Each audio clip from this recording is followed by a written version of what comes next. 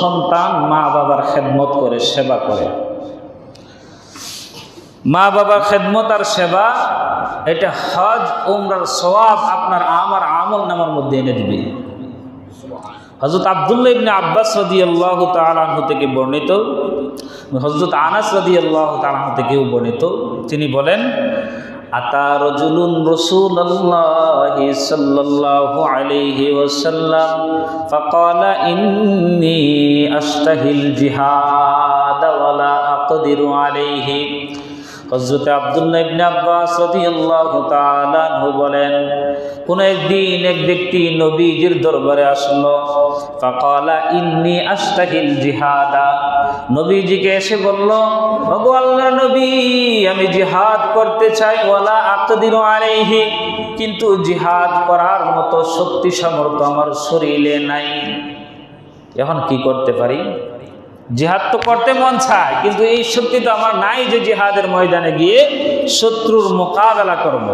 ক্বালা রাসূলুল্লাহ সাল্লাল্লাহু আলাইহি ওয়াসাল্লাম হাল বাকিয়া ওয়ালিদাইকা আহাদুন, নবীজি বললেন, তোমার মা বাবার মধ্য থেকে কেউ কি এখনো জীবিত আছে নাকি? ক্বালা উম্মি, ওই ব্যক্তি বলল, ওগো আল্লাহর নবী, আমার বাবা দুনিয়া থেকে বিদায় নিয়ে গেছেন, শুধুমাত্র মা জীবিত আছে। আল্লাহর নবী বলেন, ফাআবলিল্লাহি বিবিররিহা, তুমি যাও তোমার মায়ের সেবা করো, আল্লাহ তাআলাকে সন্তুষ্ট করার লক্ষ্যে তোমার মায়ের সেবা করো।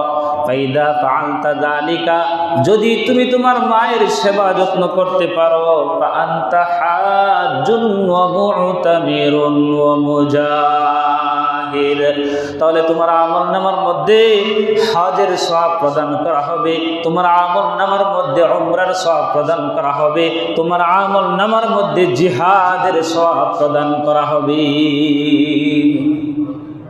হজ, উমরা, জিহাদ সব কিছুর সওয়াব পাইবা, তুমি মার খেদমত করো, শুধু মাকে খুশি করো। মা বাবা দুইজন থেকে যে কোনো একজন যদি জীবিত থাকে, আপনি এদেরকে গনিমত মনে করেন, এদেরকে জান্নাতের দরজা মনে করেন।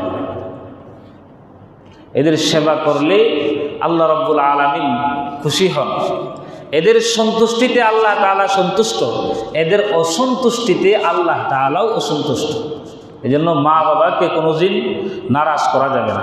তাহলে 3 নম্বর আমল বললাম যে মা বাবার খেদমত যারা করবে আল্লাহ তাআলাকে রাজি আর খুশি করার জন্য, আল্লাহ তাআলা তাদের আমল নামার মধ্যে হজ, উমরা এবং জিহাদের সওয়াব দান করবেন।